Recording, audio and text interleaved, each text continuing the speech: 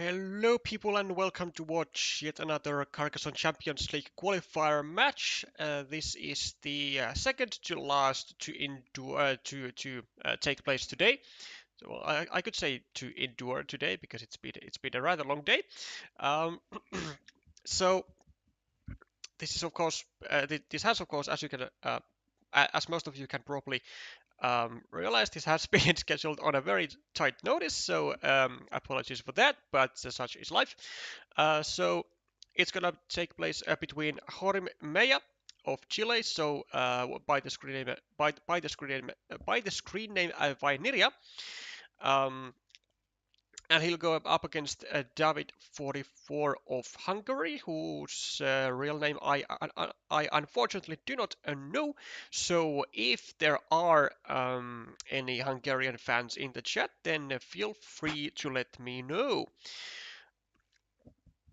Or send it via DM so I can know for the future. Now, Vainiria is, of course, a multiple-time attendee of the individual world championships, just attended this year in 2025, and also has attended in 2023, I think, either 23 or 24. I'm already messing it up in my head, but I think it is in 23. Um, Now, Vaineria's current rating is, well, for me, to me, unknown actually. So let's have a look at 626, roughly 3,000 games played, and then for David, there's likely gonna be, I would say, a bit less games actually. Even where is it? Oh, only less than 400. But a rating of 500 though, so it could very well be that the plentiful amount of different games that he seemingly has played, which is a ton of different games, um, has helped him kind of have a quick success on Carcassonne as well. So I'll be very eager to see what this person can do, whether he'll be able to really challenge Vainiria or not. But I would assume that they are capable of doing such things. Now this is a lower round one in Q1. So much is at stake, especially the tournament lives of both of these players. In Group B, you can see Vainiria David going on over here at the bottom at the bottom of the bracket. So a loss today would mean also an elimination from this tournament. A win will mean a step further into the bracket and one step closer to qualifying yourself to the main stage of the Carcassonne Champions League 2026 season, which is still far away, seeing that there are still three further matches to win if you win this one, and the very first of those three matches is gonna be up against Do Not Waste My Time, so a very much a troublemaker of the RCP, of an RCP player, in a good way, troublemaker as in that he is annoyingly good at the game. But that is only a headache for these two players on the next week if they are to succeed today. For some reason, though, Vainiria is offline and it is currently at 2200. So I wonder what's up with that. Is David online? He is online. Okay. Well, I guess we'll have to wait for like a couple of minutes for Jorim to get online, and we'll keep refreshing his player page. Should I message him? Maybe. Actually, I will. Uh, just in case that he has forgotten about his match.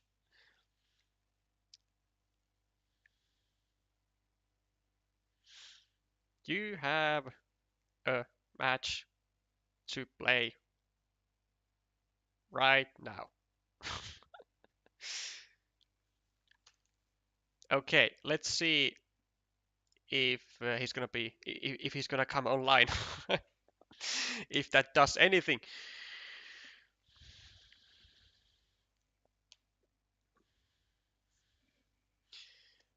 Uh, but he has been online since 4 hours ago, so I would assume that he is knowledgeable of his match as of right now, or it could also be that they have rescheduled the match, but uh, maybe have not actually updated their newly scheduled time to the time sheet so that it would be visible on the website as well. But I shall keep my hopes up for the first option, and looks like he is online. So we should be starting at any point now. Now I do doubt that these players have any games played between each other, but you never know. Wait, why am I watching Ash? Why am I trying to find games against himself? Yeah, no games against David.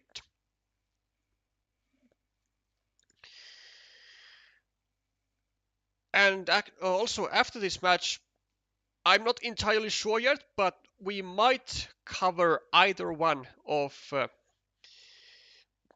these two. So either David Faraci versus Thomas Rora, or Tom de Schmidt versus Thomas Rojas.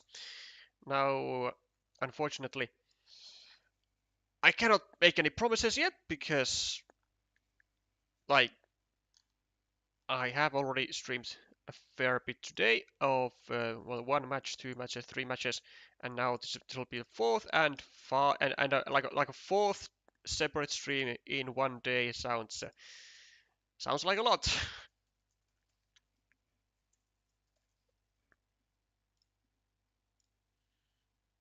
Okay, Vainiria is ready and up and going, so we shall as well.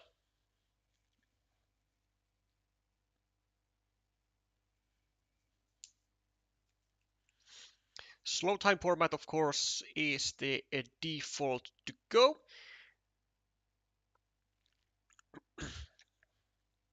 And if David has taken any lessons on the time management of his countryman Josef Tichon, then we might very well be seeing the at least David going down to going down to like, I don't know, 20 seconds each turn, and like really trying to maximize the amount of time that he's gonna be using.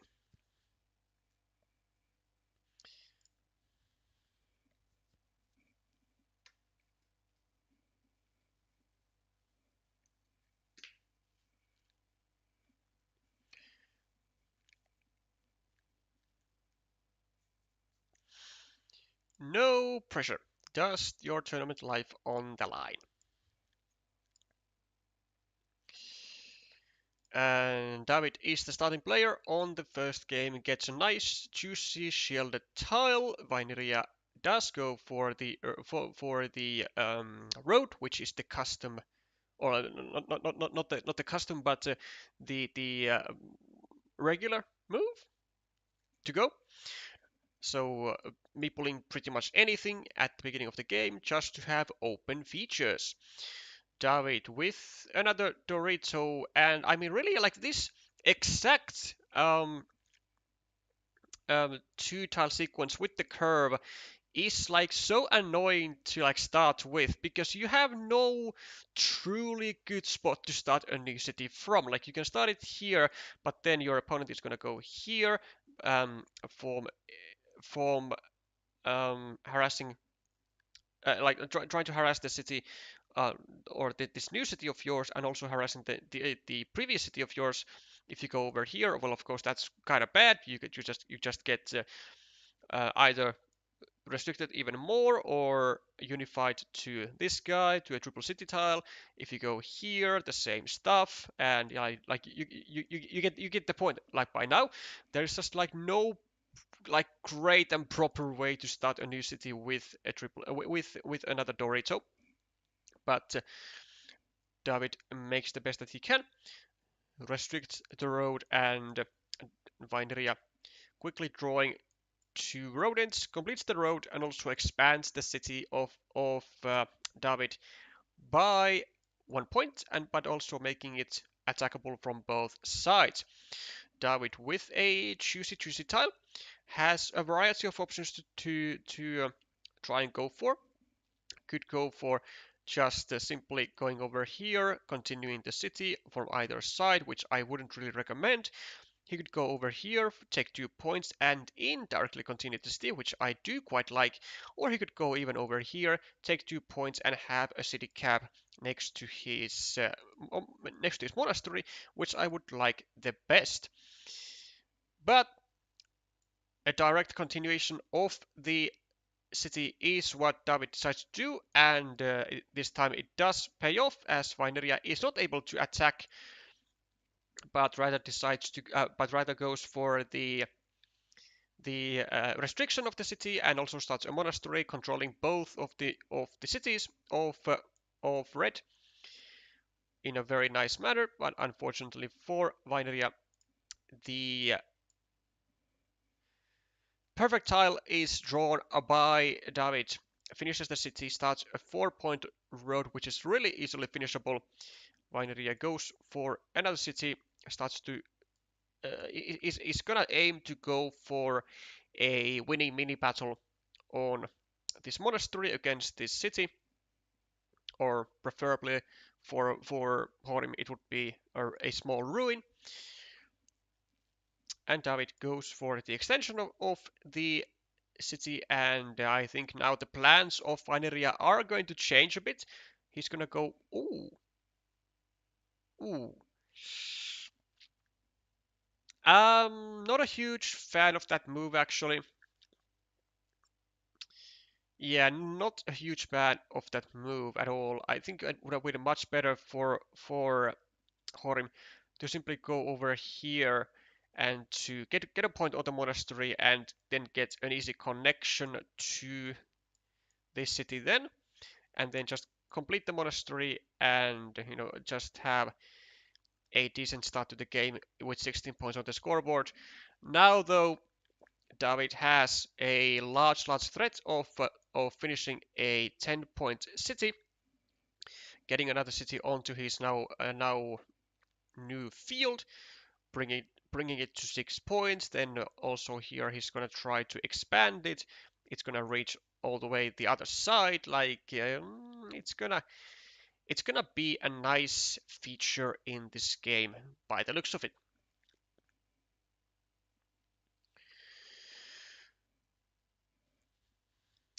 Then Vainiria with a field door. Vainiria gonna try to go for either the continuation of his city in a relatively safe manner, or by finishing his monastery and attacking the city of red.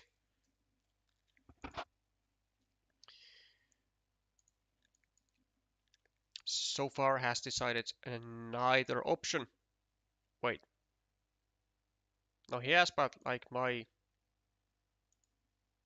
Wait, what? F5, please? Okay, now that looks like something. Vainiria goes for... Whoa. Well, he does go for something, but I'm definitely not a fan of his idea that he's gonna go for. Now he's gonna try to attack this city, and by the looks of it, he's gonna try and like make a ruin over here, but he's gonna have to change his plans as he gets a nice tile to do so. Gets to get a divider, gets to still attack the city, but now gets to not try to go with a ruin, but actually go and try to make a completable city of like 1, 2, 3, 4, 5, 6, 7, 14 points.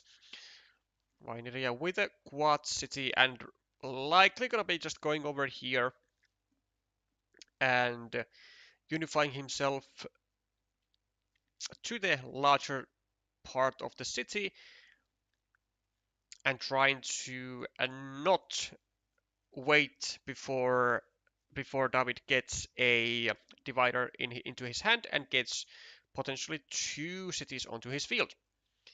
Now this of course does carry some risks of David being able to re-attack from either direction, but the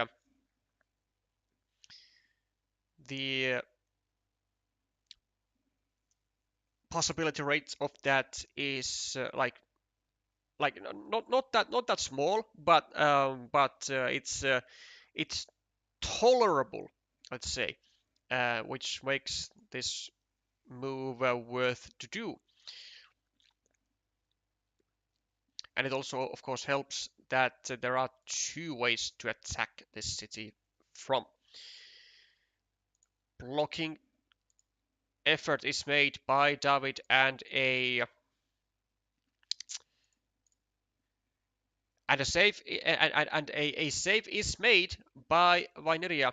Now 2 horses remain in the deck to fit into the square and to allow the possible completion of the city. Vainiria doesn't go actually for the continuation of his city, but just decides to go for a block of the shared city, which is now getting attacked by David. And as Vainiria does not get an attacking tile himself, he just is gonna try to let's say accept the fate of losing the battle on this ruin, and he's gonna just simply block it away with 4, 5, 6, 7, 8, 9, 10, or like 10 or 11 points for David. Maybe if there is a triple city gonna be going over here, then there is potentially even room to grow by a couple of points.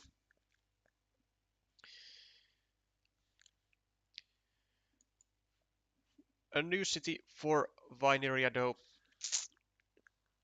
which is actually on the field of David, so that's not gonna be as pleasant, but what is pleasant indeed is the fact that Vainiria immediately draws the tile he needs to still retain the chances of completing this city of 75% of chances of 75% roughly. So David with another monastery, he did forsake the first one, but will he forsake the second one? Like he has the meeples to go for a second monastery, but he would be giving back a meeple to Vainiria, and he would be going down to 1 meeple only. But I do like the fact that he's gonna try and score aggressively. Vainiria finishing his city, starting a new one. Yep, and for Vainiria, it's gonna be relatively easy to attack into this field whenever he wants to do so, with like a curve over here. Then it already holds 3 points with 2 open city caps.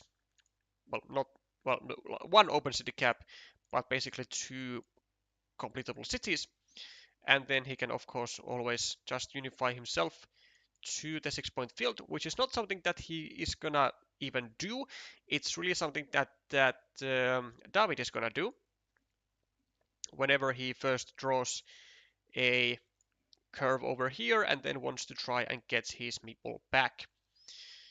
A triple city is indeed drawn by David, and he's gonna be able to have a small growth to this city, or maybe Vainiria is gonna attack it. Either way, it's gonna potentially force something out of Jorim. So 4, 8, 10 points right now, and there it is. There is the attack to the city, or to the ruin by Jorim.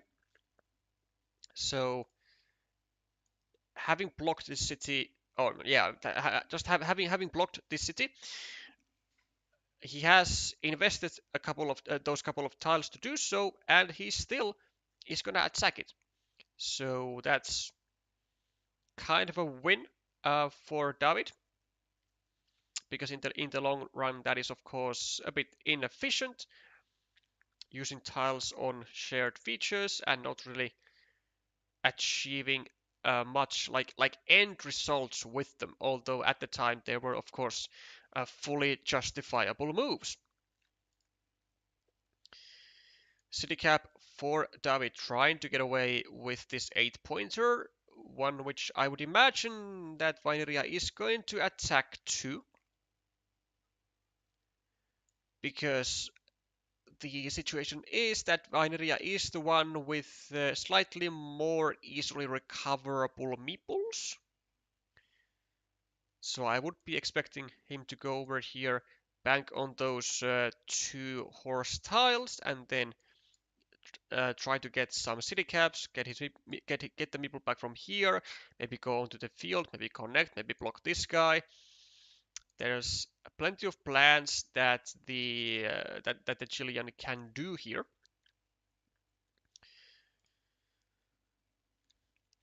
But so far has not done any of it.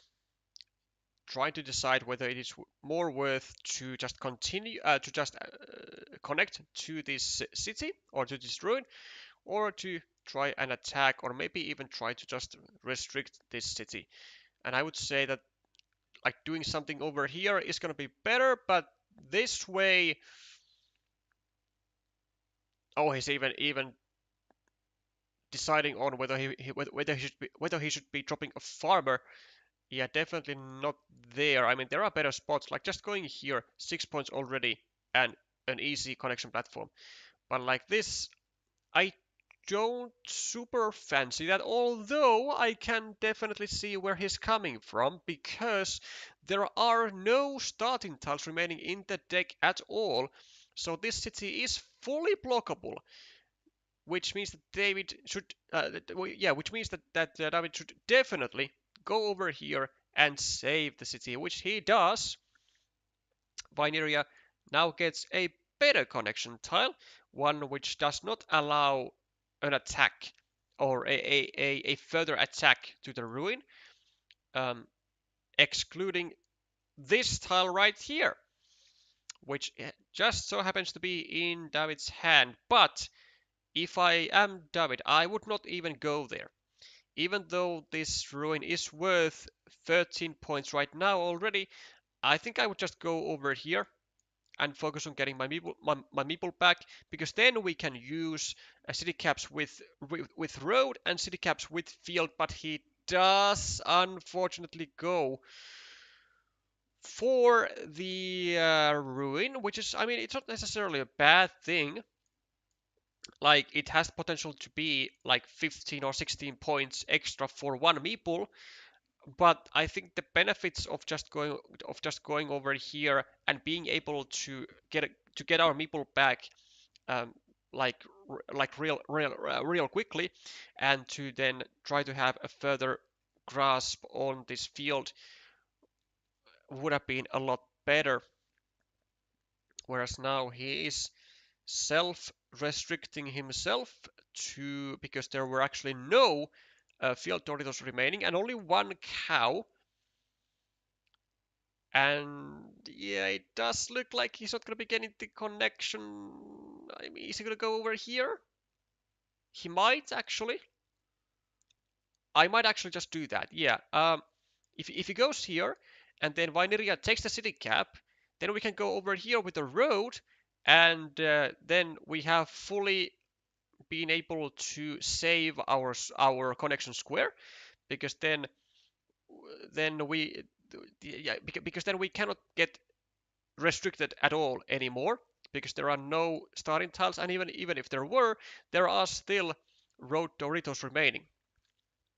But actually, yeah, given the situation here with actually two road Doritos, one cow, and two horses remaining, with only 5 tiles to connect in the first place, I really don't think it was such a good idea to go here. And now we are seeing that David is now not able to recover his meeple from this monastery and not able to get these 4 extra points. And I think he has put himself in a into a not non-necessary situation where his position was actually like much better before this attack. Even if this is successful, I think his position would still be better had he just gone over here, take out his meeple, get 3 points on the field, 4 points for the city. Like, that's on its own just 8 points, no, 9 points for these two moves, whereas this is 15 points and a lot less potent chance of success, I would say.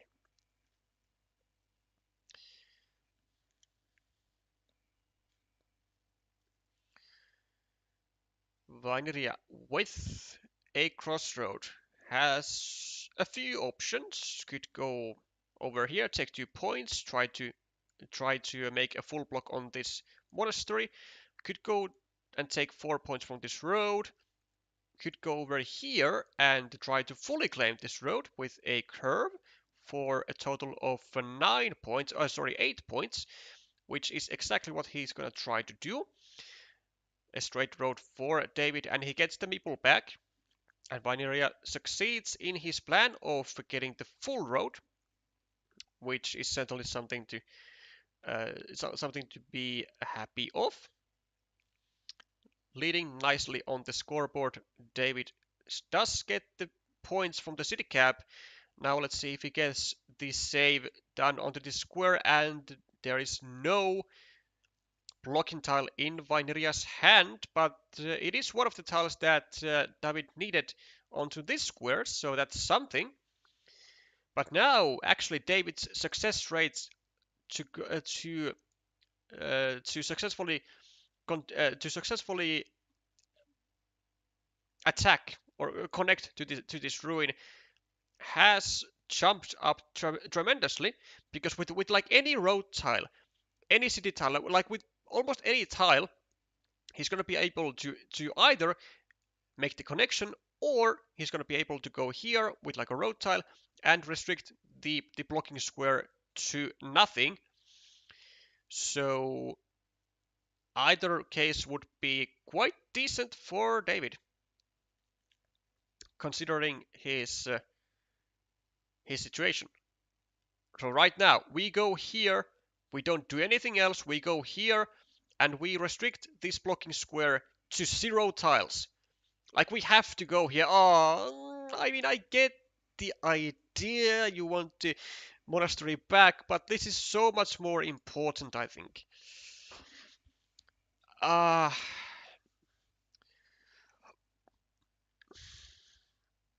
Although there might actually not be all that many blocking tiles to begin with. There are actually no vanillas anymore. There are no dividers. There are no field Doritos. There is one cow, which is actually not a full block. Wait, are there any blocking tiles? Hold up. Maybe I was too judgmental about this. Are there any blocking tiles at all? Not those, not those. No. Actually, there are 0 blocking tiles to go here. Like, actually 0. There is one tile that even fits there. One singular tile in the game that fits here, and it is the cow. Wow. Okay, well that actually suits very well for red. Quite possibly, like, he doesn't even have to do anything here then. Although he could. Vainiria finds a monastery, and also meeples it. Now, David, with some opportunities, do we go over here, meeple a 9-point field? Do we go, I don't know, here, which would be quite bad actually? Or do we just go here and we reduce, and we just take away the, like, even the cow from Vainiria that will be able to restrict the connection?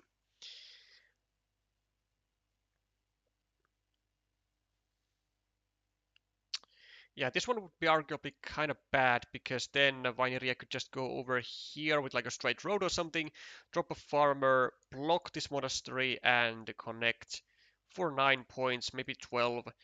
And then still with this farmer, he can just claim the 9-point field over here. Yeah, it's a kind of a tricky spot for David. Plus 20 on the scoreboard for Jorim, so plus 30, no, well, plus 29, plus 35, 38, 34, 27, 18, and then this is like 4, 8, 10, 13, like 15.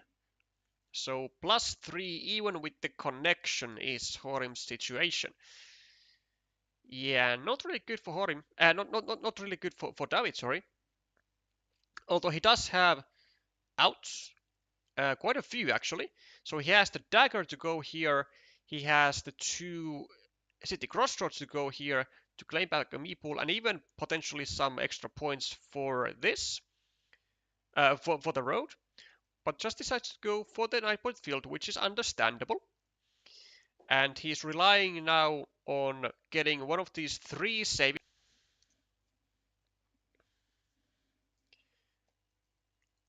Yeah, takes the field, relying on these 3 tiles, these 2 city crossroads, and the dagger to get a meeple back.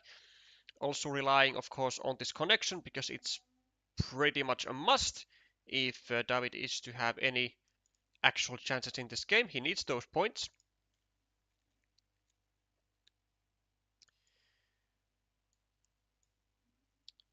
David not drawing a particularly useful tile, but I mean, it's useful on its own way, I guess, because it was the final tile that goes over here.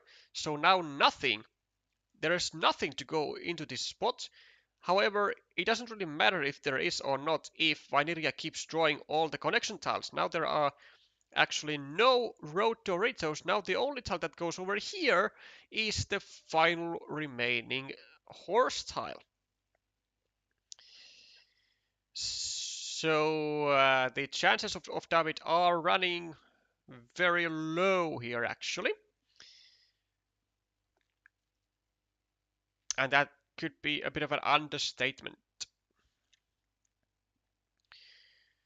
Does prevent the full block though. So Vainiria no longer able to go over here and to restrict this square into a road Dorito.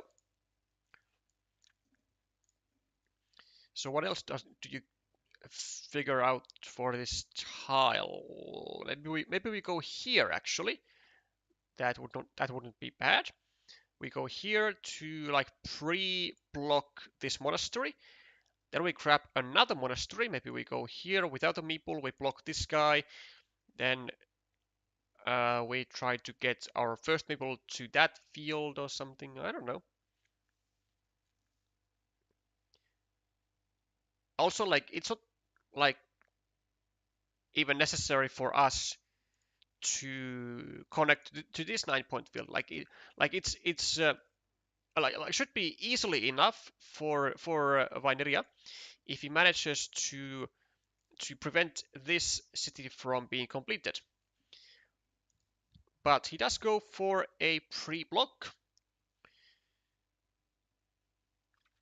And David with a straight road, not much to do actually. I mean, I guess he could just take away green squares from the opponent's field.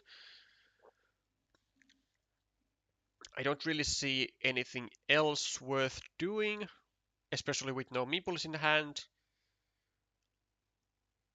Yeah, like just going over here, taking away the green squares should be pretty much the best that he can do. Goes for this, which I don't... What does it do actually? Is this square savable? 1, 2, 3, 4, 5, 6, 7. Actually, yeah, it's still completable.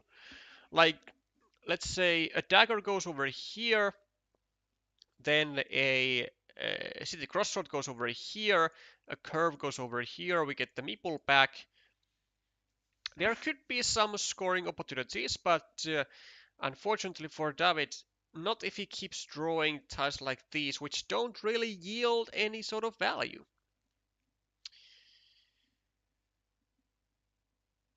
Yeah, I mean, sure. I mean, does this even work though?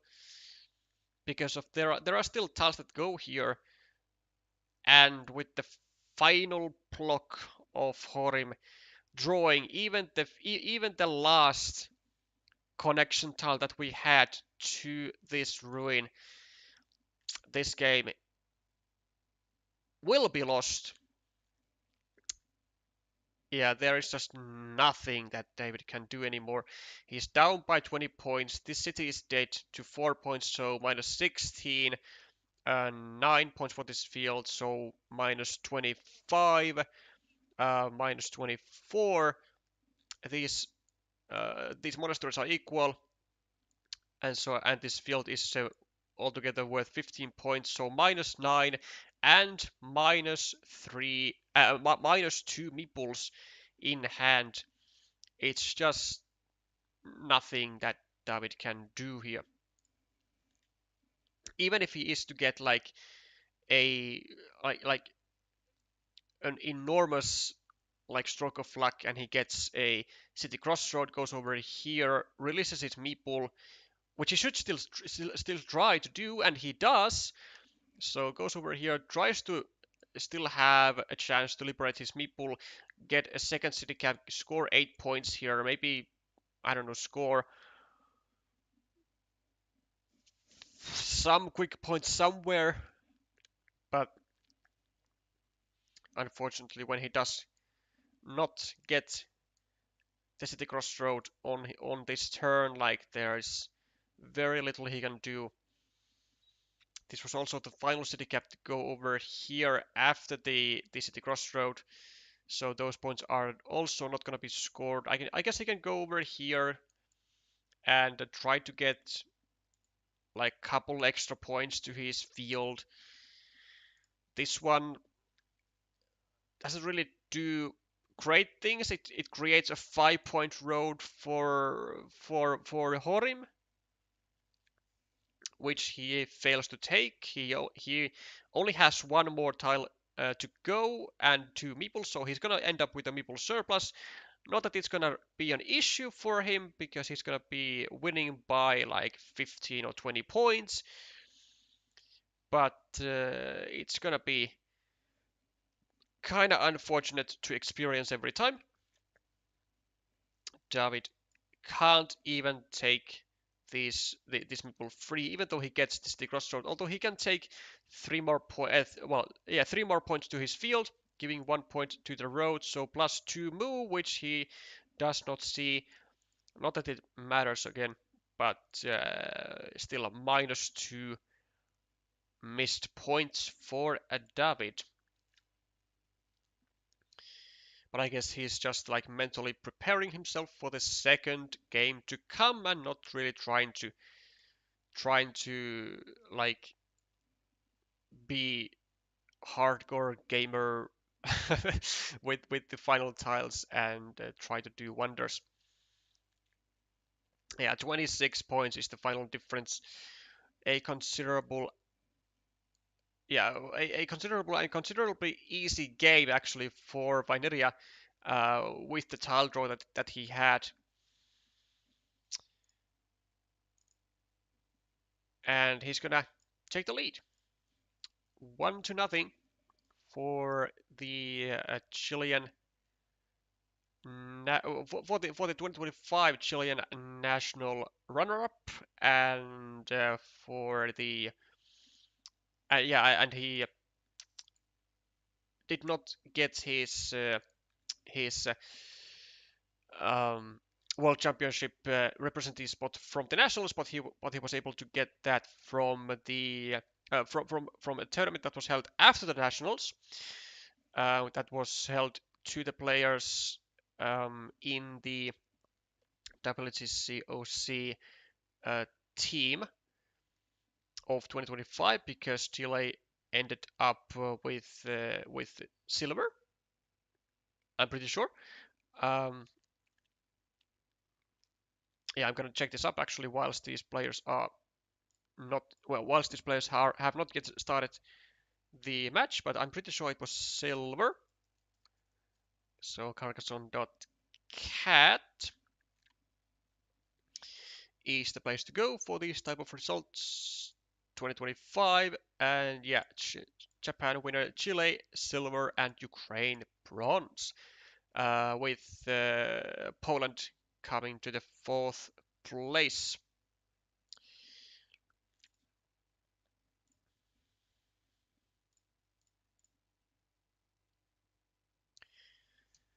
Small break for these players before the second game is about to ensue, and it has ensued now. And a neck killer break for me.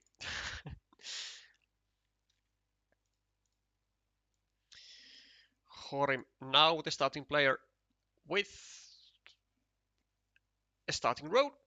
David goes for a city, which is fine, but I would highly suggest him starting the city towards the other direction, so that it can be finished with all types of city caps.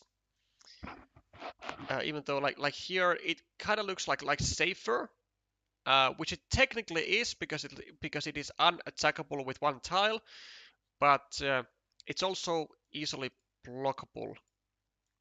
There's there's really no need to restrict your cities or your roads or like anything at the beginning of the game, because you are then just taking away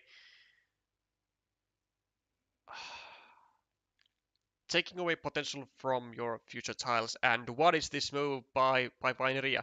Like, you can immediately see from 1,000 miles away where your road is going,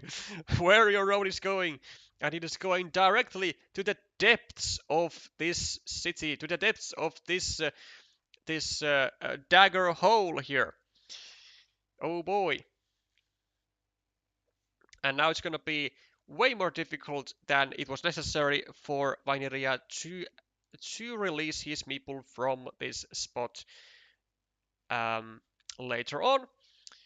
Also, it is fully possible that he's gonna be losing 2 meeples if any triple city, any Dorito is gonna hit the hand of David, and he's gonna be able to block 2 meeples at once, which is why Vainiria pulls the trigger and self-blocks his road to 3 points, just so that he would not be losing the second meeple as well. And it does pay off in its core principle. It did prevent exactly that from happening. It did prevent David from going over here and blocking 2 meeples of Vainiria. But this city is still like kind of annoying to complete, because it is open from 2 directions, and it can be now attacked with almost any city tile except with these exact daggers. So there's very much chance for Vainiria to still complete the city. Although I think it's gonna get at least restricted, and I think David should consider doing something like this. So going over here and dropping a farmer, because this is the second of the three daggers with the right hand side curve, and if he goes over here, and then he can take a straight road and try blocking this city for good, leaving a city cap himself for himself, which only he can really use, because if Jorim is going to take it, then he's going to almost immediately like sacrifice the city.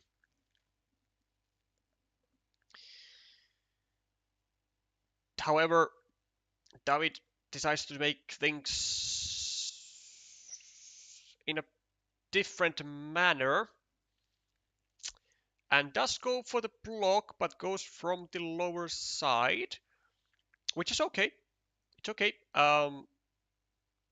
The issue with that is that his city could very well be kind of sucked into this triangle right here, and it could be uh, like, if not difficult, then like at least annoyingly difficult to claim back. 3 points for David, whilst Vainiria is focusing on building the loop. And for David, a triple city with a field, the best spot that he has to with this tile is, I would say, going over here.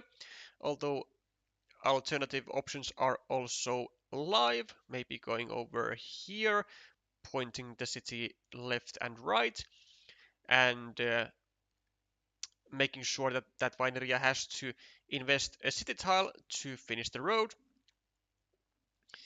Then try to maybe go over here with another triple city, maybe block this square at some points. Yeah, this is exactly what Vainiria goes for, what David goes for.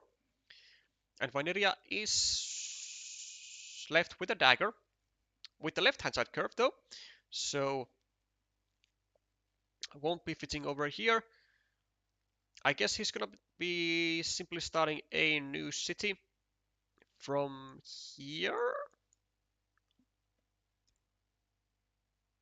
Or yeah, I don't actually think he has any real other decent moves. Like even this is like kind of in the middle ground, whether it is like good or bad, because it does create an easy 5-point road to claim with a curve. So there really aren't like any good moves for Vainiria at the moment to be doing with this tile.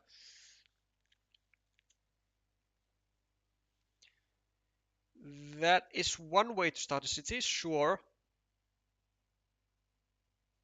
Trying to cause some nuisance to this 1 point city at the bottom, trying to restrict it to a starting tile, and then maybe go here with a triple city and direct also this city to the same square to be blocked later on. Not gonna happen though, as David releases the 1-pointer, and a straight road is drawn by Vainiria, going for the blocks, which certainly does seem to be working. With like any road tile almost is going to kill this city, at least any curve or any crossroad, or even like if he just goes here for like city plus field tile, restricts this square to a starting tile, it's still gonna be like relatively difficult for this guy to salvage itself.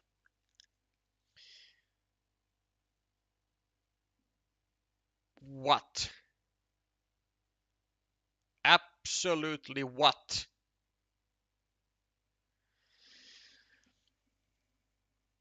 Not a good move. Arguably quite a horrendous move actually from David. Like, he tries to save this square, but like it doesn't really seem like he has like truly registered how easily blockable this square is. Like any city plus field tile is going to block this square, and then rendering this salvage of the other square useless, which he is now trying to save. But it's going to still be a bit of a tall order because there's only one dagger to fit into this square, and that's it. There's one dagger.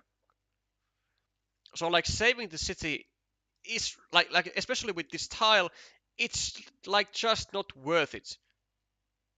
Like it's just not.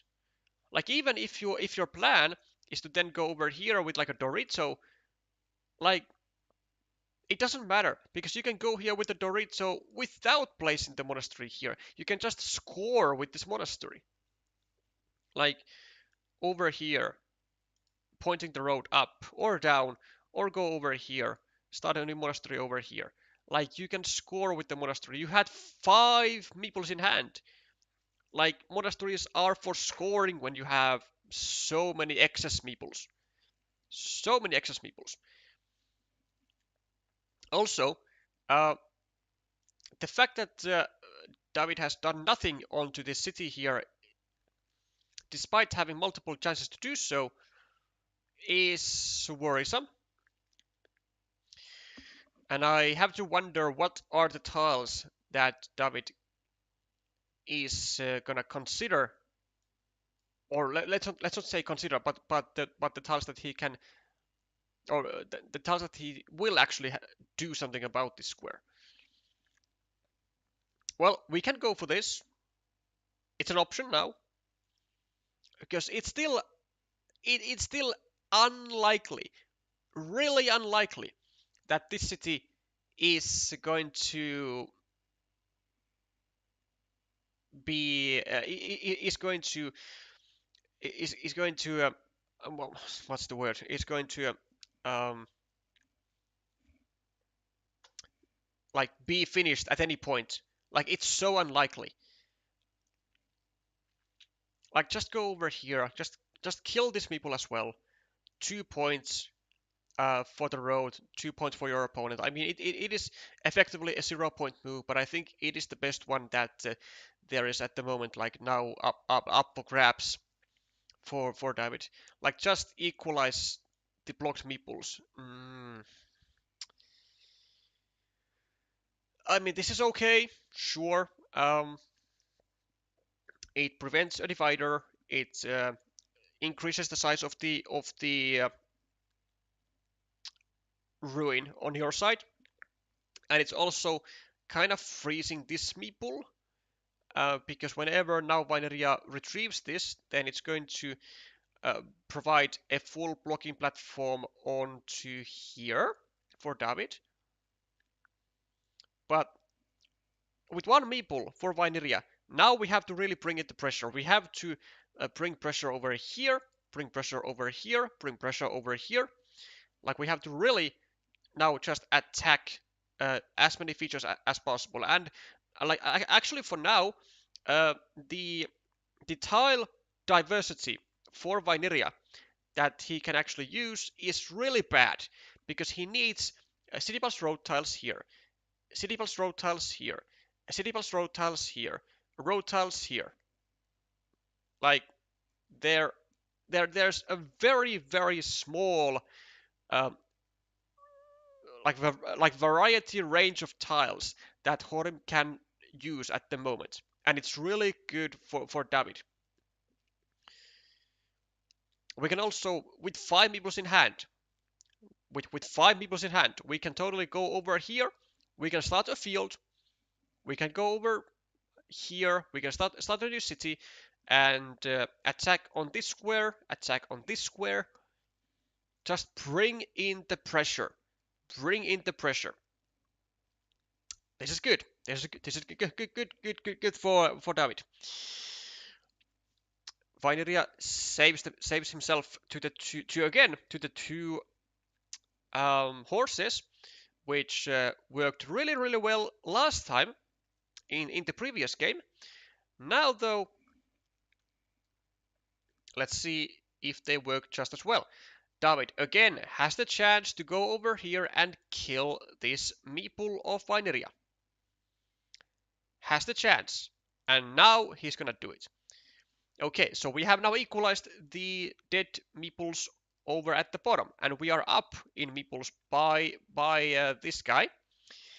And we have also made the position of Vainiria really uncomfortable because he has meeples about to be blocked over here. Meeples in an uncomfortable position over here because he has to invest a city tile. And I think Vainiria makes not really the greatest type of move. I think he should have just taken back his meeple from here and protect this square a little bit. Because it's gonna get blocked otherwise. Not with this tile, but it's gonna soon come.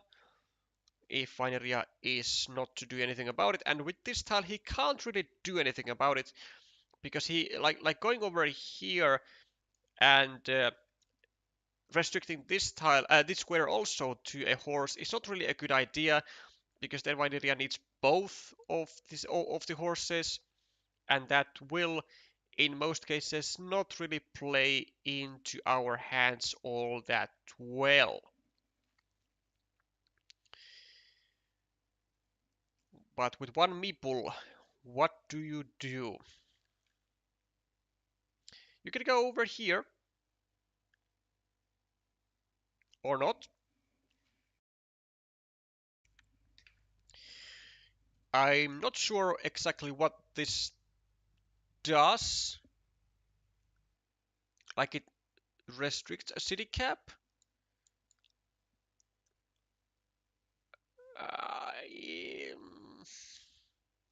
Well, I mean, it does restrict the city cap in a way that we can use a dagger that we can't use over here or really over here either. So I guess there's that, but I think like just going over here and doing some shenanigans would play better.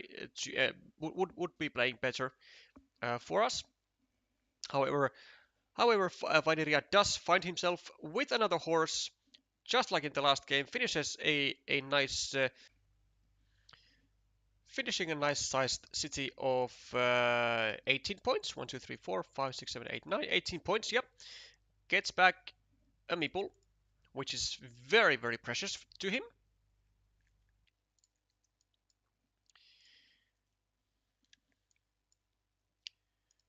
Whereas David still has 4 meeples, can easily meeple over here, whichever he fancies, and I think I would fancy this one, because then we can take like a road tile and meeple this field over here, which is looking quite decent.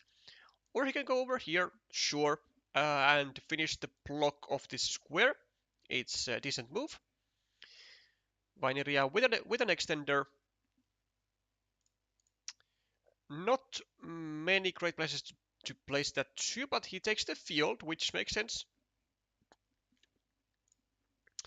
So there is now the expansion potential of getting a vanilla going over here, bringing this city to the field, or just getting the one remaining dagger and getting 4 more points for this, getting 3 more points in the field for this city, and also getting still these 3 points for this city, bringing the total tally to 10 points with one move. Gets back his meeple from the road. Meanwhile, David takes the quick points, and at some point, David is gonna attack this field, likely either from here through like a curve or from here through this square. But for now, I mean, David can do plenty of things. He could go over here, place a farmer for 6 points and some green squares, and also trying to block this meeple, because there are no regular, because there are no daggers with the right hand side left, so we could block this meeple into a dagger, which is exactly what David seems to be doing. And Vainiria assumably is gonna try to defend, even though it's going to cost him 1 point, because it's going to eventually be unified to this ruin now. And of course we cannot meeple this this city tile, because like this ruin is just not worth enough points to attack to. But we will very much pressure.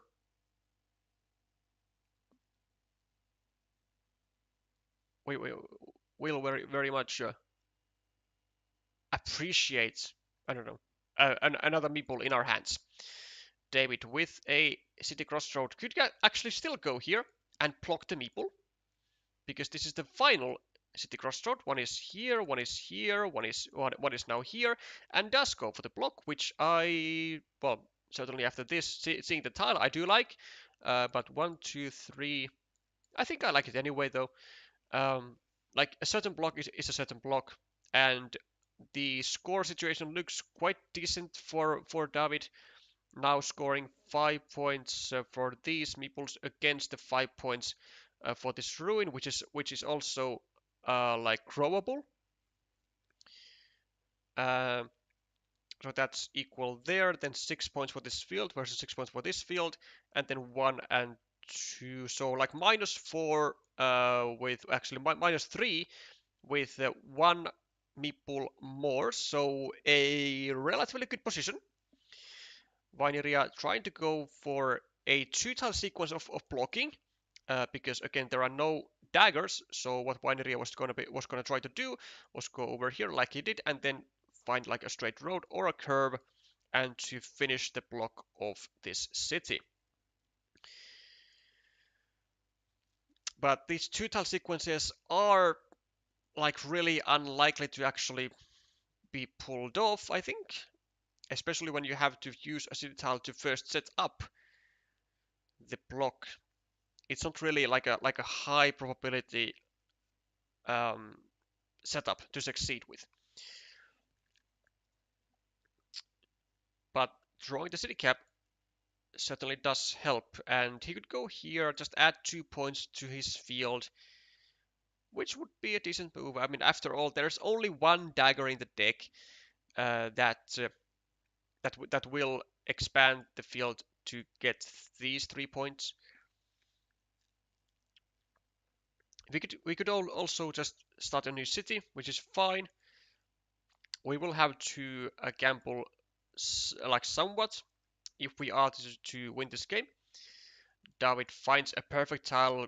He's gonna finish the city, go onto the field with the 6 points plus the open city cap, and he is going to have quite a decent time.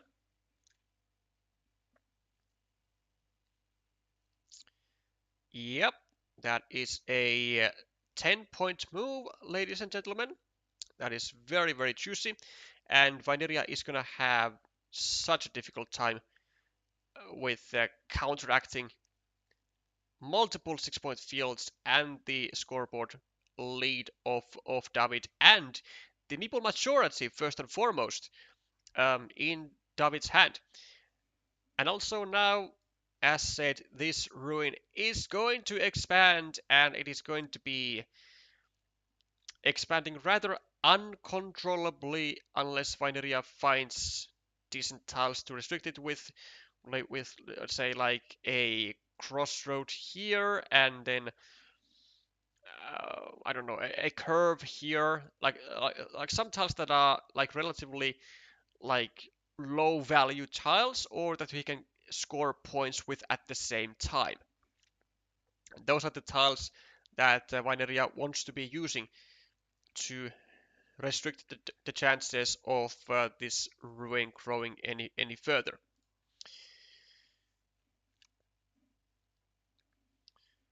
Curve for David goes for setting up an attacking platform or a blocking platform to the city of Vainiria. Sure. especially now that David doesn't actually have to do all that much uh, when he is in the lead of by like 10 points or so, like he's plus 6, plus 9, 10, 14, 20, 26, 27 versus 25, 22, 19, 17, 11. Yeah, plus 9 lead, plus 2 meeples. So David's position is just beyond wonderful here, especially with the guaranteed plot meeples of 1, 2, 3, and this is also never coming back. So 4 and 5. So 5, well, 4 plot meeples and the farmer. Like there is no, like there's no way that how we can even lose our people majority.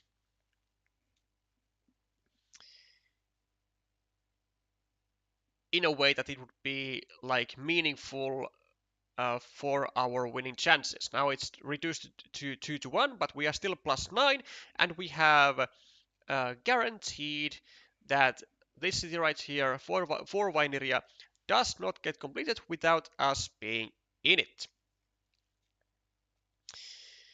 And also it seems like Vainiria has actually turned this city facing the wrong direction because now he made it to be such that to be such that it can be attacked, and it was attacked.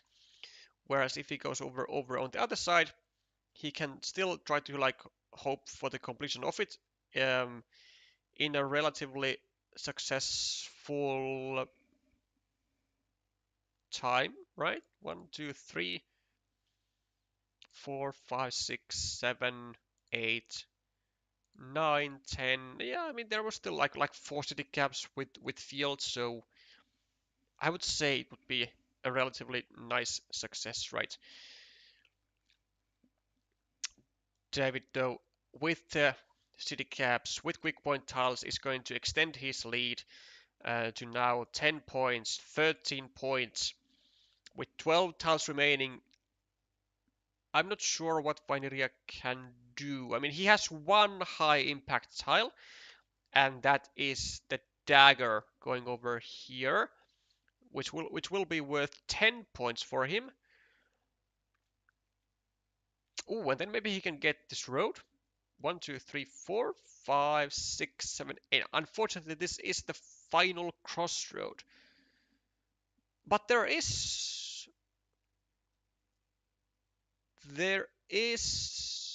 a horse. Yeah, there's a triple city with a road that can then be used over here to claim a 7-point road. Now it takes 2 points instead of 3, and yeah, just so that he will not endanger his city over here, which I do actually like a lot. One thing that I think that David could have done was to turn this, yeah, just turn this crossroad facing the other way, so going to the right, so that he would then be able to use any road tile over here, drop a farmer, and connect like with another curvy tile to this field if this field gets big enough. Which for now it isn't, but it could very well be, because we have to kind of count on Vainiria getting the dagger. And well, Jorim certainly has not given up. He's trying to make the monastery spots. So that's actually a nice idea here.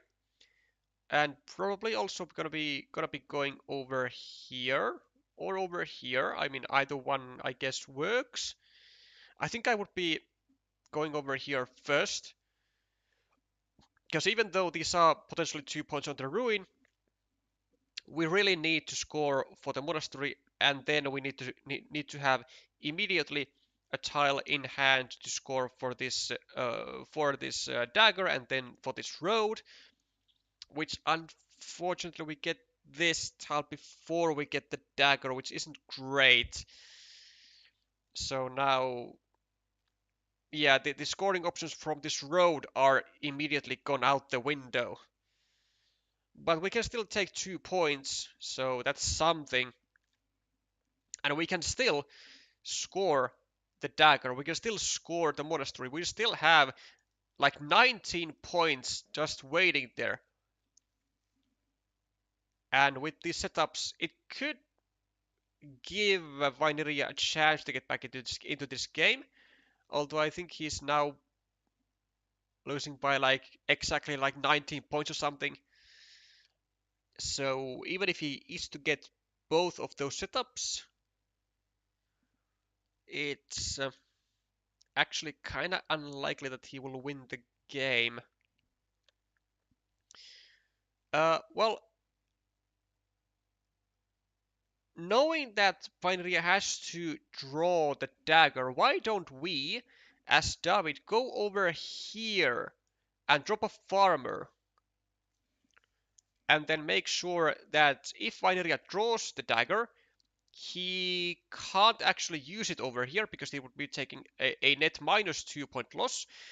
But if David draws the curve, then draws the dagger, then he can use it here for a net plus 10 point move for the city and just gets the connection to the 10 to the 6 point field. Or do we need to save our meeple for scoring? It could also be that, like, we could probably just like score like this road. Like we could even like meeple the road here, like right now, and then even with the monastery going to Vainiria, even with the dagger going to Vainiria, I think we would still be in a nice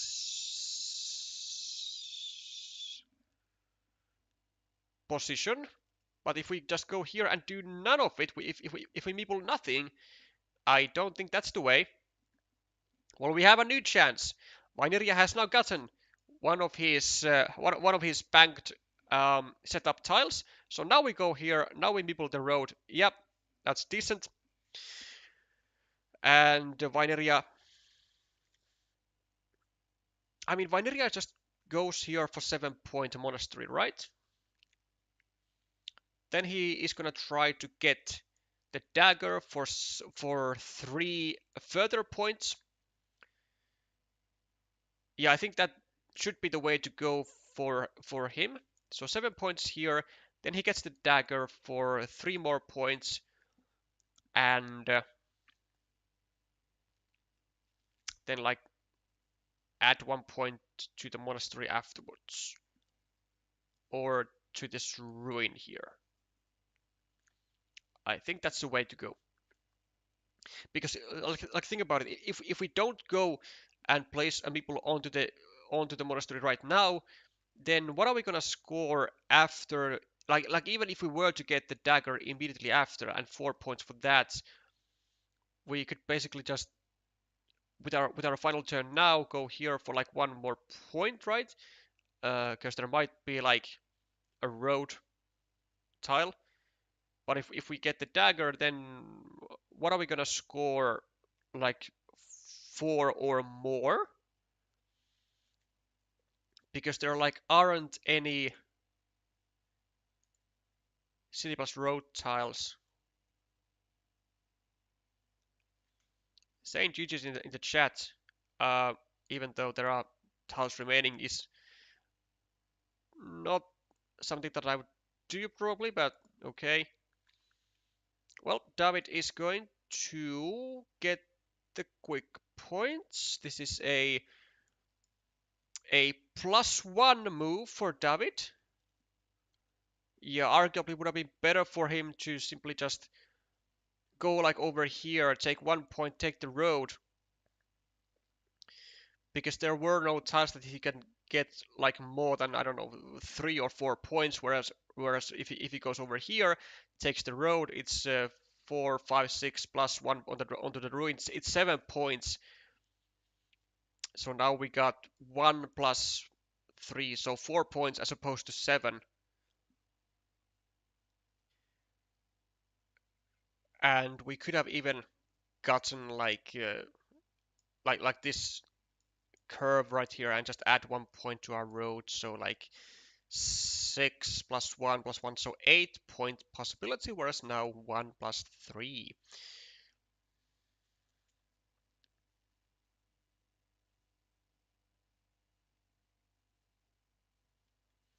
But should be a comfortable win for David nonetheless. Well, actually, not even that comfortable. 6 points.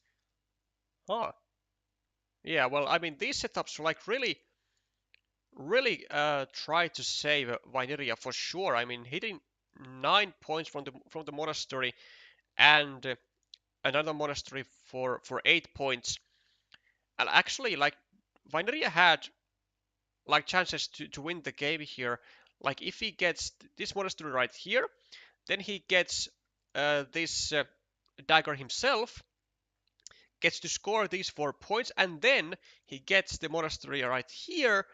Then he's gonna get like how many points more actually? Like scoring uh, 4 more, and then I guess one less on the monastery. So 75, but then David is gonna score like 4 less or something. Yeah, I think the Vainiria had winning chances there, but it required a very specific sequence of tiles, like first the monastery, then the dagger, and then the monastery, and like maybe also then this extender as well.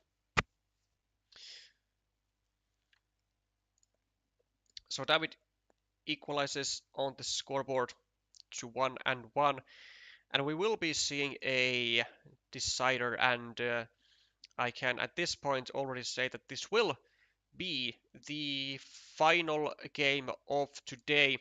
I don't think I will be actually continuing with another match after this, even though there are now 2 matches still left that would start in 45 minutes.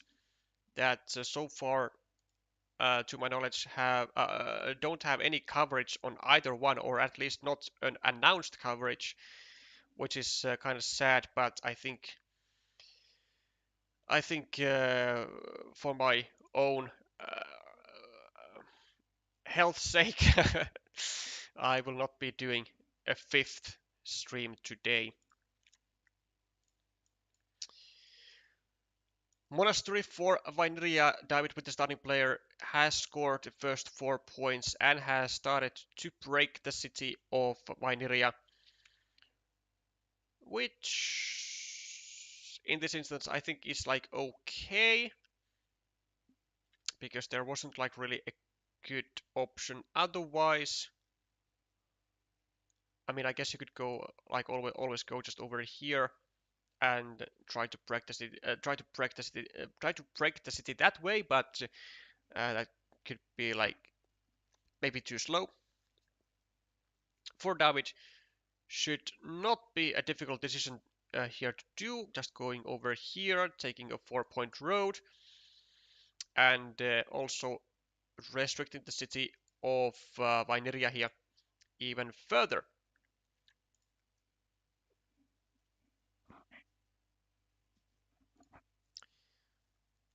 But I guess he might be pondering between some other moves, maybe like going over here, trying to hinder the completion of the monastery and the city, or do this, which I absolutely do not like.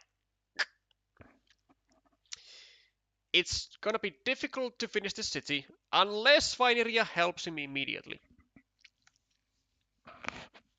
Wow. Why would you ever go here? As for him. Like, this is not something that should be happening. Like, as a fan of principled moves, I would never in a million years go there and still make my city vulnerable and attackable from 2 spots whilst letting my opponent's road off the hook. Like, this is not how you win games. Not how you win games. This actively decreases your winner percentage. Like, I think Vainiria should have would have had a lot more success had he just gone over here, continue his city or continue his other city, and also add a point to the monastery. With this one, it's okay. I think I would prefer actually going over here to have like more efficiency in the monastery build-up, but I mean, yeah, this is fine. Still gets the excess point for this city, and also controls the roads. So that is the monastery 101 is they are good for controlling your opponent's features.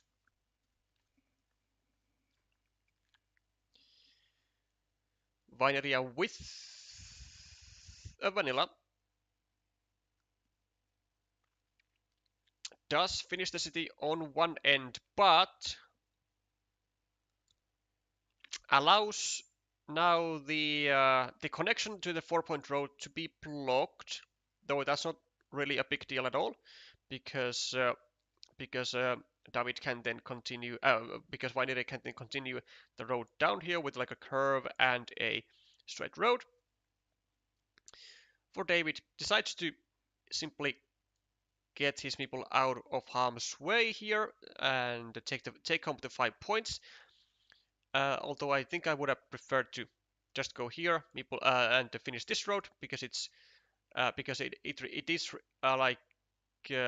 more difficult to finish. Like even if this road is not finished, it's not really like bad because it also is going to then keep in this one this one green meeple as well. So it's gonna be equalized. But if this road does not finish, which is of course unlikely, but in case this road does not finish, then we are only holding down or holding back our own meeple, not a green meeple as well. Straight road for David. Honestly, I would be just going over here. Even though it's building a shared square with the monastery, it's still hindering the completion of this city right here quite considerably.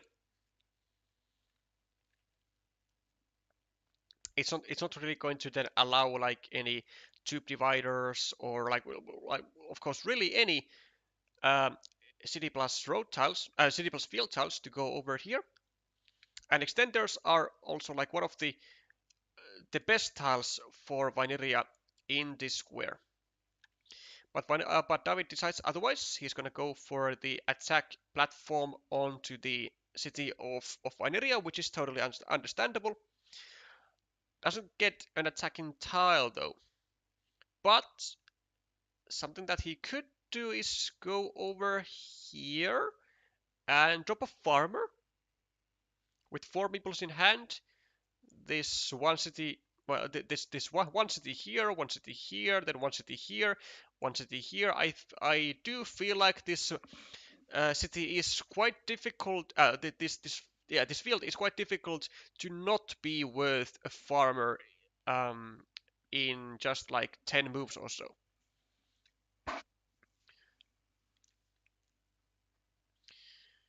But he's taking his sweet time to think over it.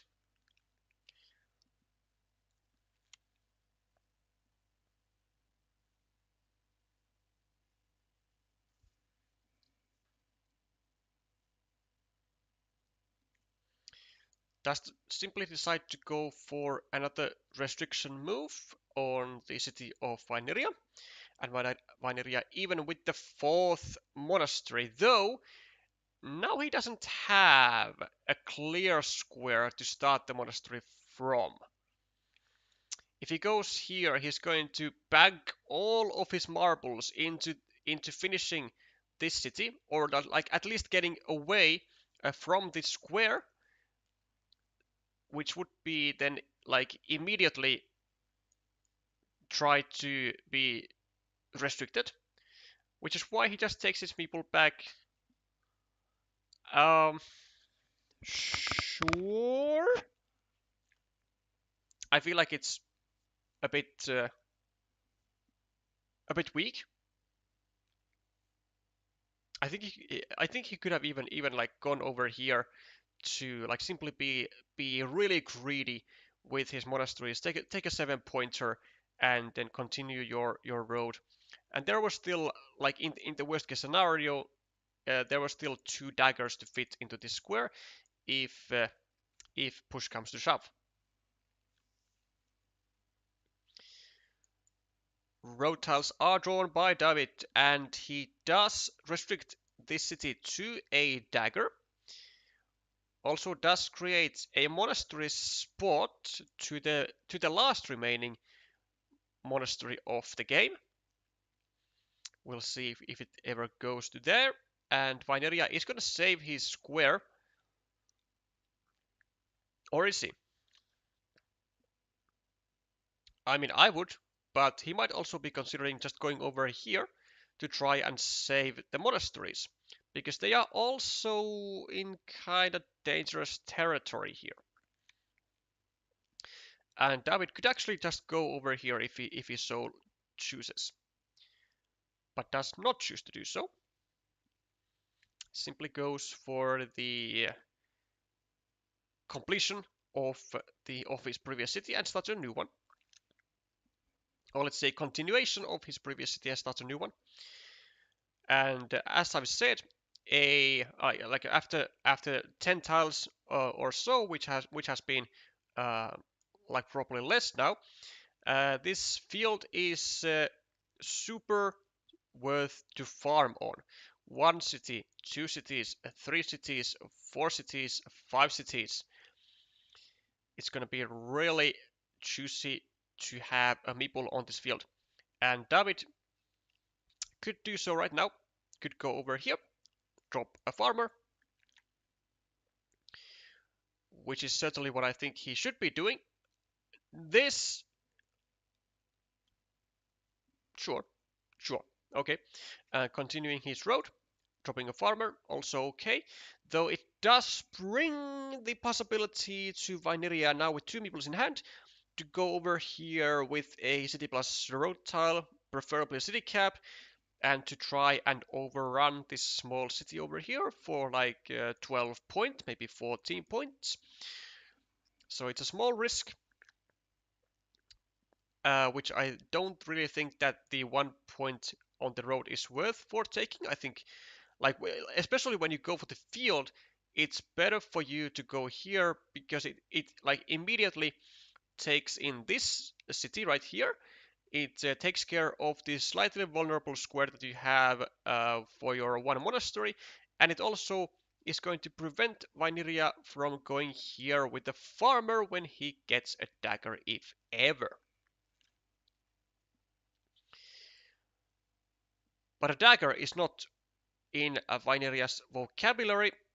He only knows monasteries. This is now the 5th monastery that he is drawing from the deck, and he is deciding whether he wants to bank on this city, or rather onto this dagger, onto those two daggers to get at least one of them. How much do you want to bank on those? Because there is a very, very juicy looking monastery spot. Very juicy looking. And he goes for it. He goes for the content move, which I like. I like it.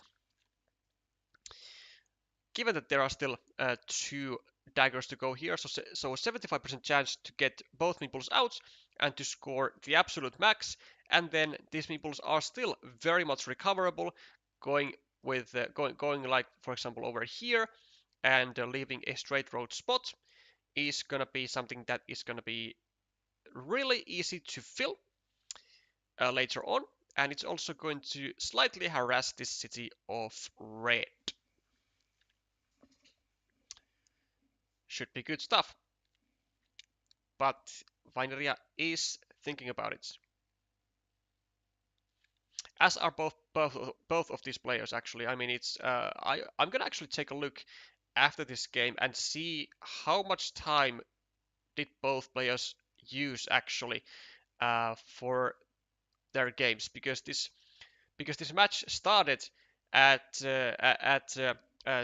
2000, and it has now taken like 1.5 hours for like 2.5 games. So a really a slow speed indeed.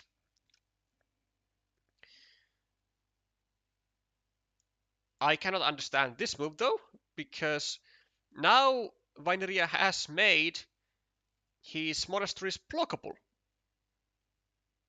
Like, why? There was no reason to do so. 1, 2, 3, 4, 5, 6, 7. I mean, okay, sure, there was only one straight road, but three field crossroads and a starting tile versus how many curves? 1, 2, 3, 4 versus 5 curves. And the chances are that he's gonna get blocked with both monasteries because he still does not draw a saving tile. Yeah, this is not gonna be pretty to watch. Also, this city people right here is of course very much alive because it needs the same 2 daggers that Vainiria needs to complete the monastery and the city as well.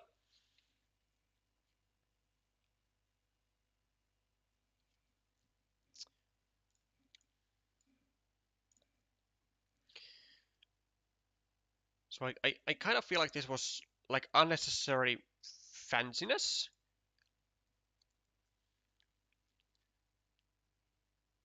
But what else? Okay, well, David has a small dilemma. He can go here, he can take away his road, or he can go here and kill the monasteries. Also, this one would, of course, also do a semi-save onto this city right here, because there are still 5 triple cities to go into this square, and currently this square is unblockable with all but one tile with the quad crossroad, with the quad city. And David decides to delay the blocking of these meeples and just go for the salvation of his own meeples. And the block will be successful. And now we're gonna go over here. We're gonna be blocking 2 of these meeples. Now, what David should not be doing is going over here. It would be a terrible mistake. Because like if this meeple gets killed, it doesn't really matter if you are successfully able to kill the monasteries. Because I think for David, if he manages to finish this city and keep majority on this field, either a super majority or just a simple majority, like he's gonna be in a relatively okay-ish spot, despite the 4 juicy monasteries of green. But if none of those monasteries actually get completed, then they are really not gonna be. I think they are in that case not gonna be really worth enough.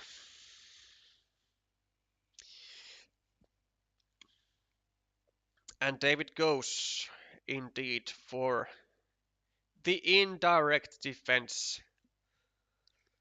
which I think is really bad, which I think Vainiria will be super happy to see, because these monasteries right here are now only blockable with, well, really only blockable with the regular curves or with the daggers, but the dagger is gonna go over here for David, I think.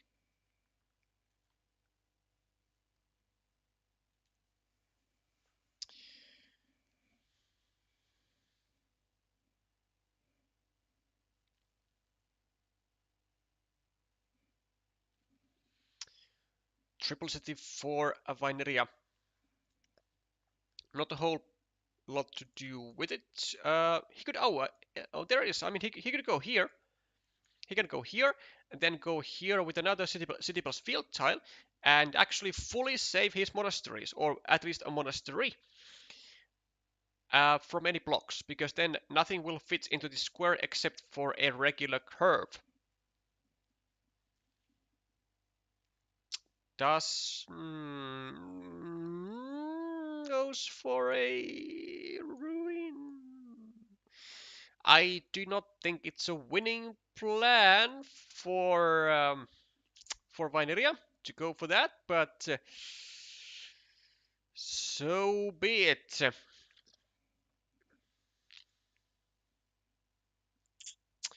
In the meanwhile, David is going to get away with his attack to the city. Gets away with a 12-pointer and 3 more points to the field. Now sitting at 9 points and gonna be at 15 if the dagger is drawn by Vainiria. So let's see the real point count here. It's plus 20 for David, plus 29, plus 30, plus 36, 37, plus 30, 22, 15, and then these are now 17, so minus 2, 3, 4, 5, 6, 7, 8. Minus 8 for David for 1 extra meeple. And if this dagger is to hit the hand of Vainiria, he will be in a very nice shape.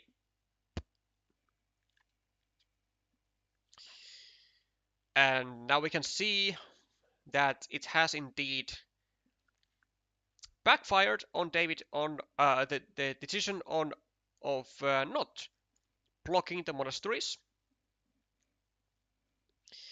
As Vainiria gets back his meeple, David finally makes the 4-point move that was actually that has been waited for a long while now, of taking a point to the monastery in the only vulnerable square because it was not shared, and then bringing this 3-point city to the field.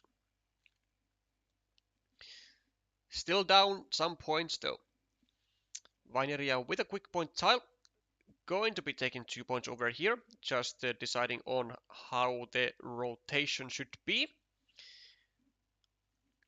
Decides to go with this one. I don't think it really matters that much, because there will, in all likelihood, never gonna be a dagger placed in this square for these road points. David with a regular curve, not all that much to do. I guess he could go here for like some blocking.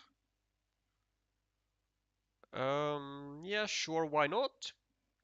I mean, what else are you gonna do? Like, realistically, nothing really. I guess you could actually go here. You could utilize the strategy that Vainiria did not use. Go over here and block the blocking square.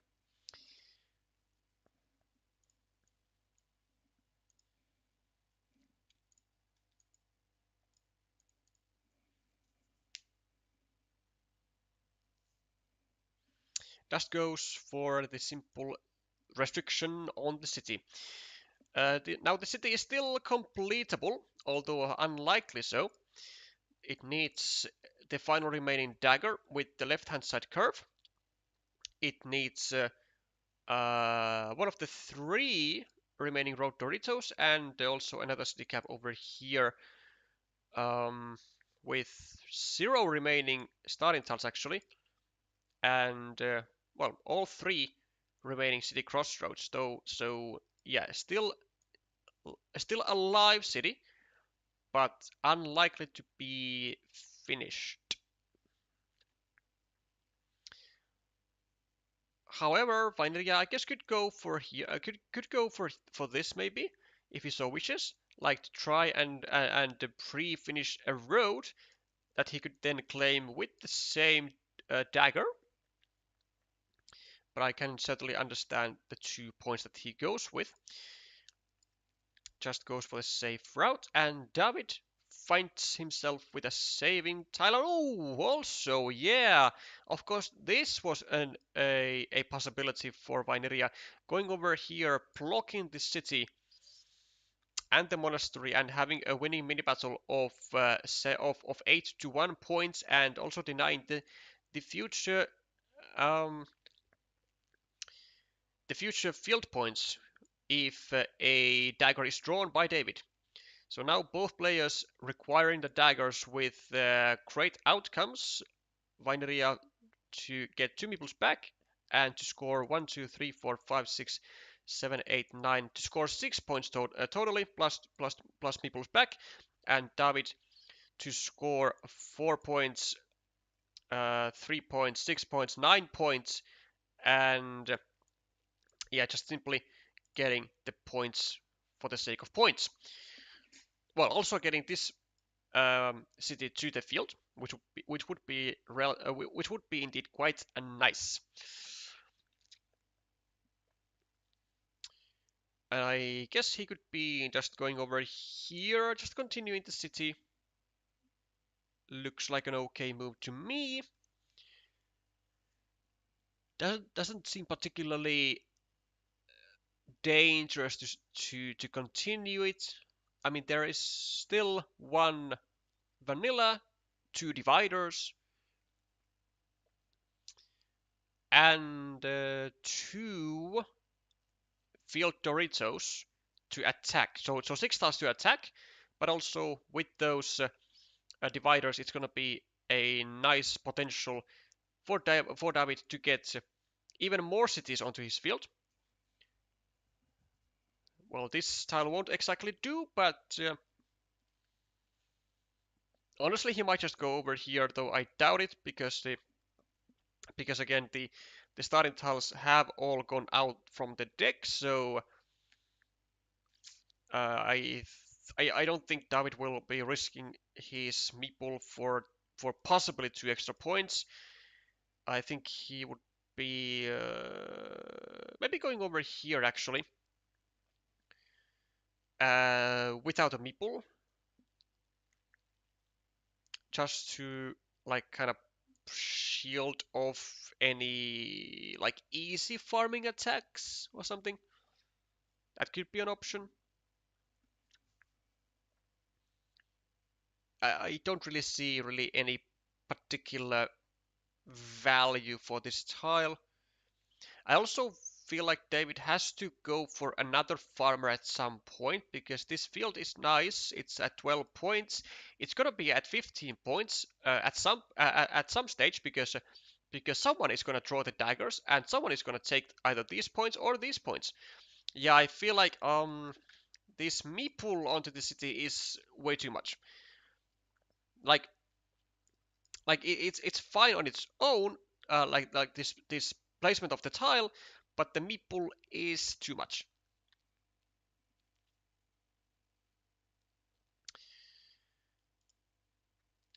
I think what went through David's head was that oh, if my opponent gets like a Dorito and then a triple city, then he can take this over.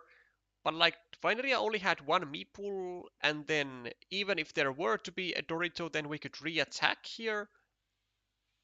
And then if we get a divider, we can go here anyway. Well, I guess we can go here. Well, I guess we could go here as well for if we wanted to be like extra greedy. But I think this would just be better.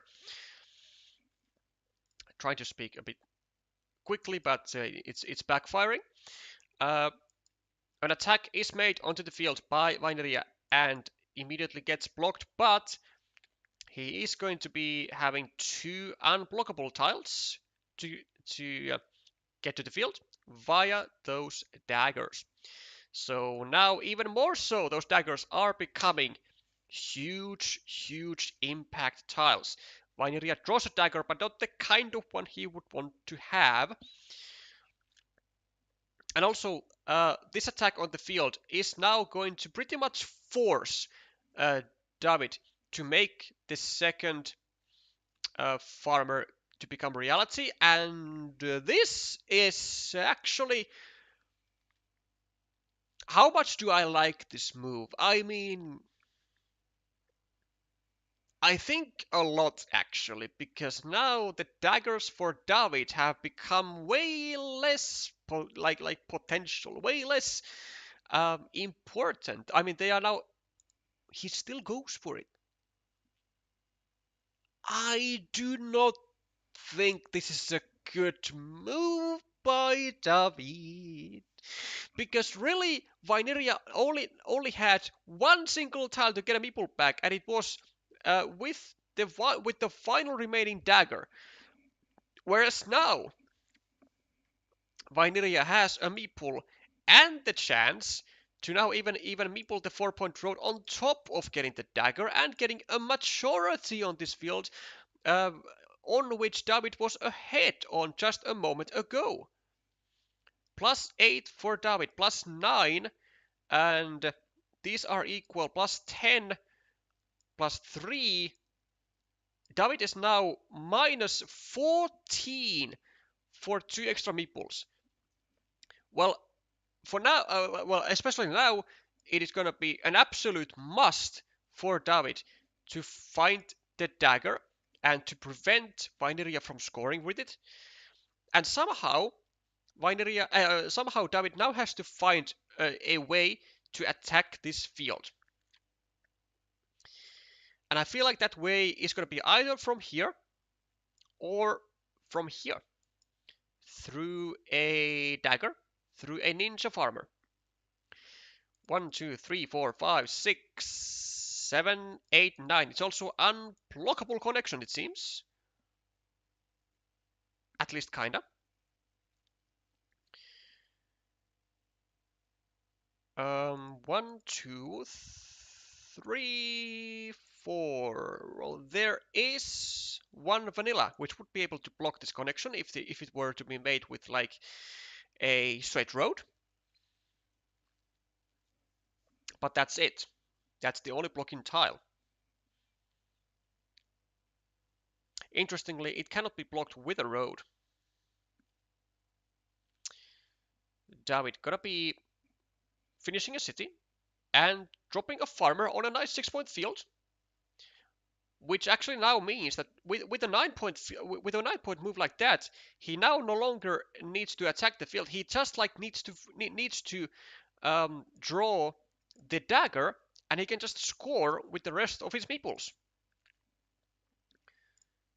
Yeah, this is a big time tile for David, because now he's only behind like 6 points. So now, as long as David draws the dagger and does not lose the field, then he's doing fine. Vainiria will be trying to find some use for the divider. Going on a 6-point field, now back to plus... What did I say? Plus 15. Like plus 12? Yep, plus 12. David, 3 meeples in hand. He could score still and then start dropping stuff like crazy on his final 3 moves, from which one tile should be the dagger if he wants to win this. If he wants to win this match, if he wants to win this game. Vainiria with a 9-point field. The dagger does come.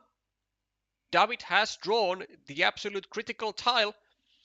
Vainiria's setup has failed. But he's saying GG's, like, it's not GG's, like, calm down, man. You are still at, like, +7. Like, arguably, yeah, it's gonna be difficult because your opponent can score. And now you're +9. Now you're +9. Now you're +9. And David cannot claim the field. He can take, like, a 4-point stuff right here, but he cannot claim the field. Well, hold up a second now. 4 points for this.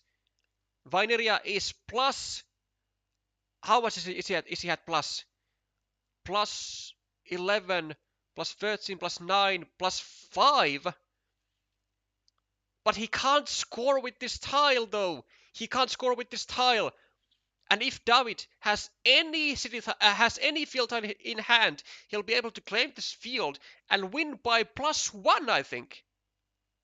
By +1, is this really the thing that we have come to? +1. And like there's nothing that Vainiria can do if David has any kind of field tile. But is it a field tile? 1, 2, 3, 4, 5. Road Doritos are out. 1, 2, 3, 4, 5, 6, 7, 8. All big city tiles are out. What is the tile? There are no curves. 1, 2, 3, 4, 5, 6, 7, 8. There are no straight roads. Oh, wait. A city crossroad. A city crossroad. It's not a field tile. Vainiria wins. He's going to win, no?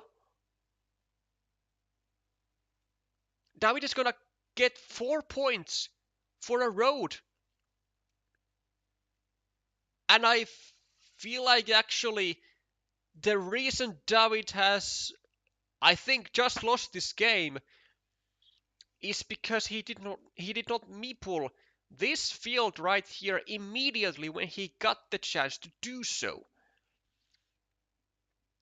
When he would have been able to go here, immediately drop a farmer for momentarily for a 0-point move, because it gives 3 points to this field and 3 to this field, but then he would be able to make 7-point fields and have this field, and he would not have a meeple surplus in hand. The meeple surplus of David has screwed him over royally. Is it not the case? +4 for David. +5 for David. 15. No, 18 for the fields, +3 for the field, and +3 extra for Vainiria, and Vainiria is gonna take this one down. Jesus! So he somehow manages to win despite drawing no daggers at all. Would you look at this? No daggers drawn by Vainiria, despite banking on a setup that relies on the daggers.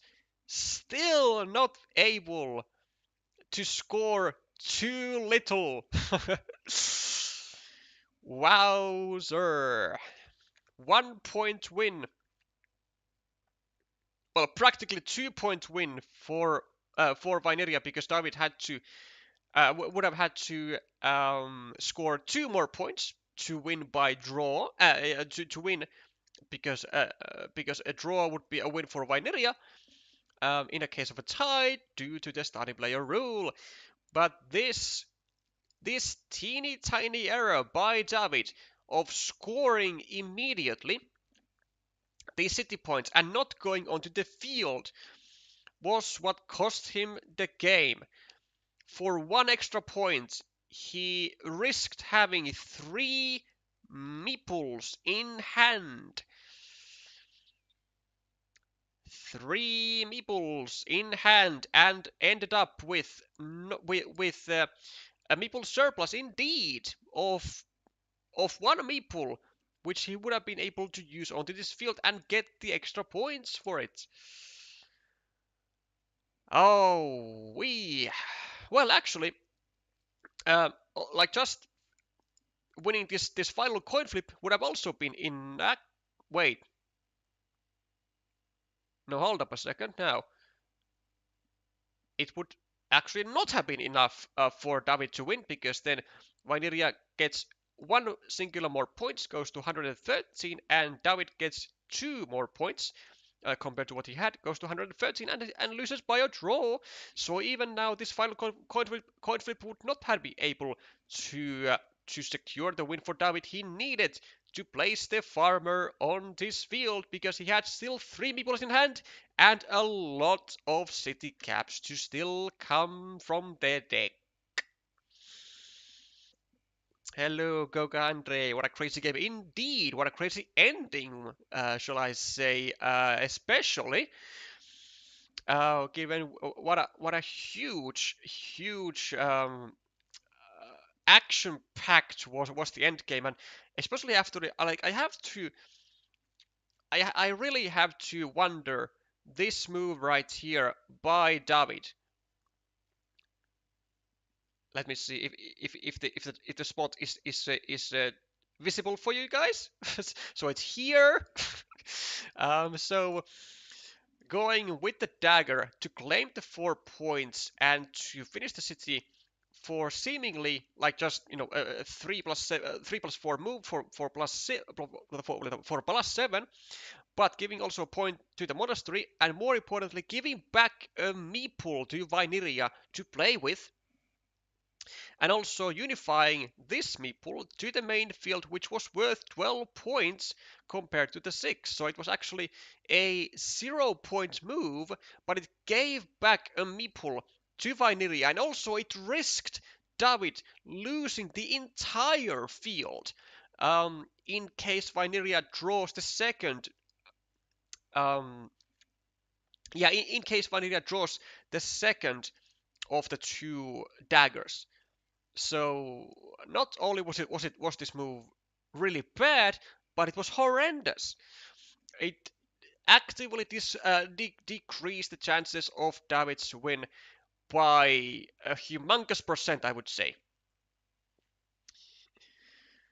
And also it then allowed Vainiria to meeple this field right here to claim those 6 extra points, which David could have very well just scored on his own by claiming the field from both sides and riding into the sunset like nothing.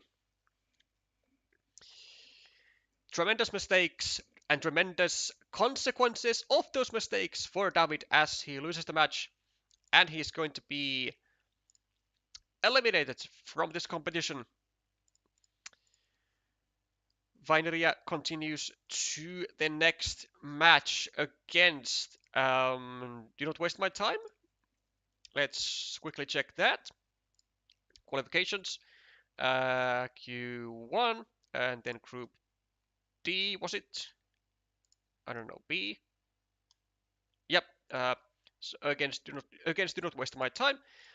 Not gonna be having such an easy time for sure. But that's the worries for next week. For now, congratulations to Jorim on the win. Hello, Joseph. That move was highly questionable. I will ask David about this. Please do, because this will be a very, or should be, hopefully, a very educative experience then. I was surprised also that David didn't try to attack the big field. Sure. I'm not sure if there were all that many chances because Jorim did do like nearly everything in his power to try and deny any attacking platforms. Well, I guess there was like one at the very bottom left, which could have maybe been tried with like some particular um like tile sequence, but there weren't like a whole lot of road tiles remaining. Like maybe like one crossroad and a dagger, but like that's it. But you can win with the dagger anyway by just meepling the field and claiming the points, you know. So attacking to the main field wasn't even necessary really. Like if Vainiria draws the dagger, the final right-handed dagger, like he's gonna like win anyway. Like not just because he takes over the field, but just because he gets the meeples back. He gets the double points from the city. Like it's just too much for David to handle. Yeah, from the southwest, it was attackable. Yeah, we are certainly talking about the same the same spot. Um, but still, I would say that there weren't too many tiles or too many tile sequences even to like really get there. It would have been a bit of a gamble, and a gamble with the tile sequence that David was getting was not necessary really, given the high amount of city caps or given the high uh, percentage amount of city caps that was remaining from the last tiles. Yeah, David is going to be eliminated from this competition. So thank you for your participation, and we hope to see you in the future competitions to come. Vainiria going to the lower semifinals, one step closer to still qualifying himself to the main stage, although a long journey to there to go still.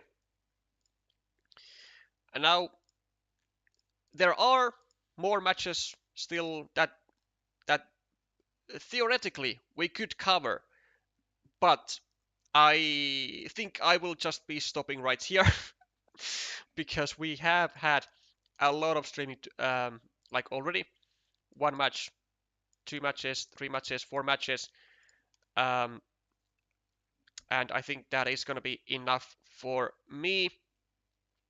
So unfortunately, not nearly all of the matches were covered today, which is a bit sad, but looks like we just don't have the staff to do that. Any chance of streaming nice dicer now? I mean, I was thinking about it like earlier, but like, it's been God, it's been so long. It's been a long day, man. It's been a long day. Like I wanted to cover that initially, but I had like a bit of a wish that I would have a small break in between those, and so I just don't think I'm gonna be doing that. But I do wish him good luck in this match and in the next ones if he manages to win. For now, I will be passing out myself and I will be continuing with the streams and next week. Thank you all for watching. Thank you all for sticking all the way until the end. If you did enjoy this type of Carcassonne content and would like to see more of it, then there is an easy way to support the channel by subscribing, by liking the stream, or by commenting if you are watching this afterwards. So do let me know in the comment section what you think of it. And I'll be seeing you with some more Carcassonne Champions League qualifier matches next week. Bye for now.